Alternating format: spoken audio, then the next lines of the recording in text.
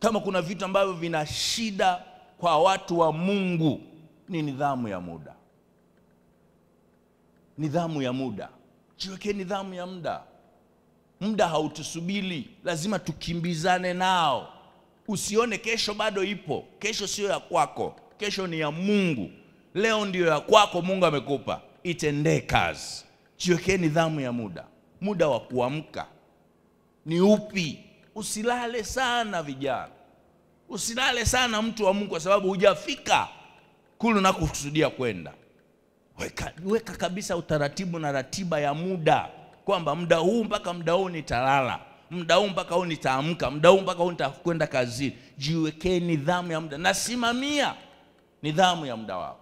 Muda wa kazi, muda wa biashara, muda wa kuomba, muda wa kupumzika. Weka nidhamu ya muda, utaona mambo yakitokea. Na simamia nidhamu uliojiwekea. Kama umejiwekea nidhamu ya maombi, kwamba muda fulani nitaomba, au mimi na familia yangu tutafunga siku fulani, hata itokee ofa, usivunje ule utaratibu uliojiwekea wa kufunga siku hiyo kwa sababu tu mmepata ofa. Simamia nidhamu ya muda wako, vitu ulivyojiwekea, bila kuangalia vikwazo au sababu zinazotokea, sababu hizo ndo zinafanya uchelewe kula ambako Mungu amekusudia. Kuna watu wamechelewa sana kufika kula ambako Bwana amekusudia kwa kukosa tu nidhamu. Wala shetani hayupo, sio shetani.